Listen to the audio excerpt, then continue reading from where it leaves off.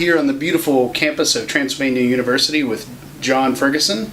And John, I try to start some interviews by trying to get people to bullet point their life, and I say to them, give me the top of the Wikipedia page. The funny thing here is you actually have a Wikipedia page, so what does the top of it say? I'm assuming it has something about my musical career, yeah. but it should have more to do with the fact that I've got 3 awesome kids, and an awesome wife and family. And yeah, unfortunately, I don't think it touches on that stuff, but I will let you set that record straight in this interview. But let's start there where most people know you. Tell me, like, your musical career is pretty expansive. I know you from Big Fresh and Attempt and Apples and Stereo and Desperate Spirits, a label you guys just started. But give me kind of the 10,000 foot view of all that. For me, music never stopped after I turned about 12 years old. My dad bought me a 4-track recording device where you record on cassette and you can isolate individual tracks and kind of start stacking. I didn't really have a lot of friends who also played music in their basements. I'm from Owensboro, which is a very small town. So I just kind of got under headphones in this machine for all of my teenage years and taught myself how to play piano and guitar and drums and that kind of thing. Just obsessively recording music and writing songs and arranging, and it was all very primitive at the time, but that was the start, the genesis. And I feel like everything has just branched out of that directly, because when I went to college and I met some like-minded folks who had a similar background. In fact, some of the guys I play with in Big Fresh now are guys that I met my first year of college, and we've just never stopped collaborating for 20 years. Making music and recording. So awesome.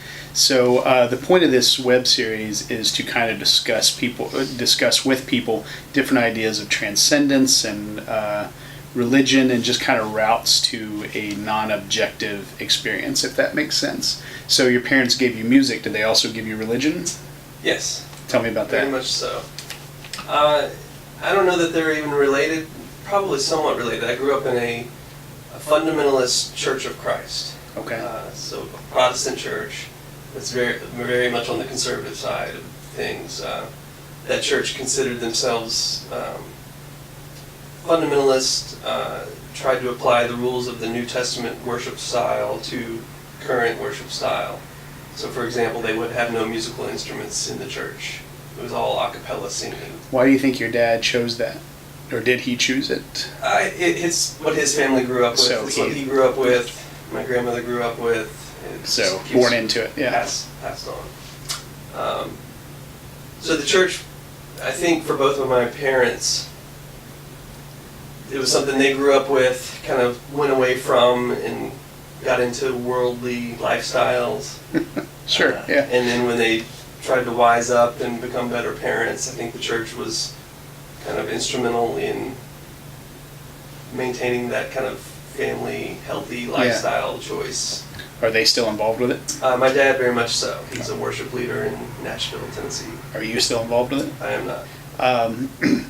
I'm asking questions I kind of know the answer to, because you and I both did interviews with a radio program that Reva Russell did. Right. And I know from that that you kind of rejected a lot of the fundamentalism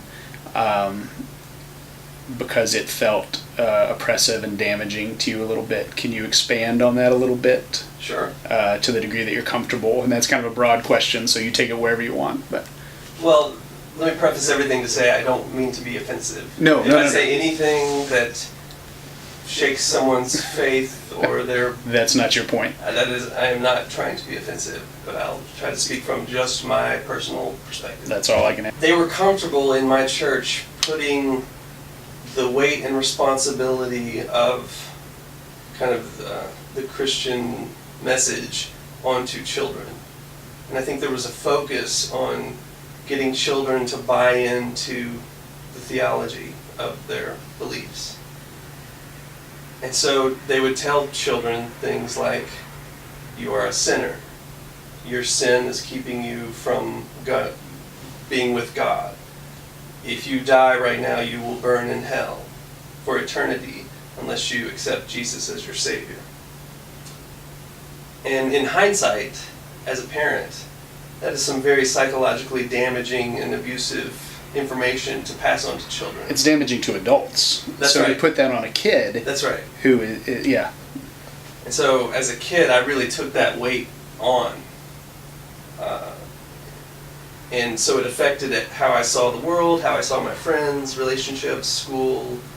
Everything was framed in this just kind of la-la land mythology. When I speak about these kind of deeper issues, I don't feel like I have any wisdom to offer to people other than very personal perspective. And so much of that is based on me feeling damaged Sure. from early childhood experiences.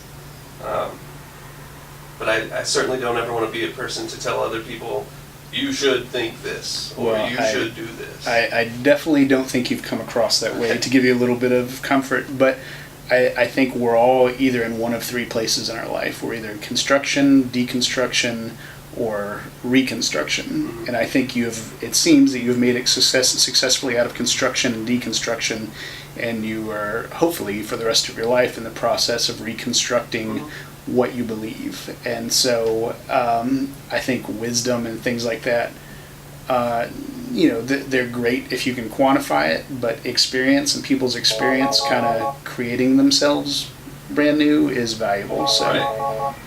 you need to get that.